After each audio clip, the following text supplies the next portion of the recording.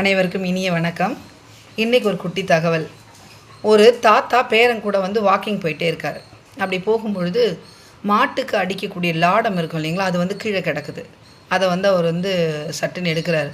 எடுத்த உடனே இந்த பேரை கேட்குறேன், ஏன் தாத்தா கீழே இருக்கிறதெல்லாம் நீங்கள் சும்மாவே பொறுக்கிட்டே இருக்கீங்க, இந்த இரும்பு வச்சு நீங்கள் என்ன பண்ண போகிறீங்க, என்னது இது மாதிரி தான் தேவையில்லாத குப்பையெல்லாம் கொண்டு வீட்டில் சேர்க்குறீங்க அப்படின்னு சொல்லிட்டு அந்த பையன் படன்னு சத்தமாக பேசினோடனே தாத்தா சொல்கிறாரு, இல்லைடா இது இரும்பு அப்படின்னு சொல்லிட்டு, இரும்பாக இருந்தால் நான் பிளாஸ்டிக் கொடுத்தா நீ கீழே இருந்தால் வீட்டுக்கு கொண்டு வர அப்படின்னு அந்த பையன் சொன்ன உடனே தாத்தா பேசாமல் வந்துட்டார். அதுக்கு அடுத்த நாள் குழந்தைய திரும்ப வாக்கிங் கூப்பிட்டு போகும்போது தங்கிட்ட இருந்த 20 ரூபா கீழே போட்டார். கீழே போட்டுனே அவன் என்ன பண்ணால், தாத்தா பைசா 20 ரூபா அப்படின்னு சொல்லி எடுத்த உடனே, இந்த 20 ரூபாய் எப்படியோ தெரியுமா, நேற்று நான் கீழே இருந்து எடுத்துகிட்டு போனால அந்த இரும்பு லாடம் அதை போட்டதால் தான் இந்த 20 ரூபா. ஒரு பொருளாக பார்க்கும்போது உனக்கு மதிப்பே தெரியல, ஆனால் அதை பணமாக பார்க்கும்போது மதிப்பு தெரியுது அப்படின்னு சொல்லி தாத்தா சொன்னார். இதுதான் உண்மை. நம்ம வீட்டில் இருக்கக்கூடிய குழந்தைங்களுக்கு கூட நிறைய பொருளுடைய மதிப்பு தெரியவே தெரியாது.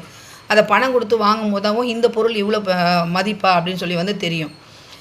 இந்த மாதிரி கீழே இருந்து எடுக்கக்கூடிய பொருள் தாத்தா எடுத்தார். அது தப்பாக ரைட்டானும் போது அது என்ன பண்ணுறாங்கன்னு பார்த்தீங்கன்னா, பழைய கடைகளில் இந்த பிளாஸ்டிக்கோ இரும்பு போடக்கூடிய இந்த பழைய கடைகளில் கொடுக்கும்போது என்ன ஆகும்னு பார்த்தீங்கன்னா, பழைய பொருட்கள் எடுக்கக்கூடிய கடைகளில் கொடுக்கும் பொழுது அது மறுசுழற்சி செய்யப்படும்.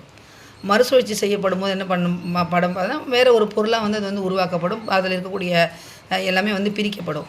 ஸோ இது எல்லாமே நாட்டுக்கும் நல்லது, நமக்கும் நல்லது. நமக்கும் அதில் பணம் கிடைக்கிது இல்லைங்களா.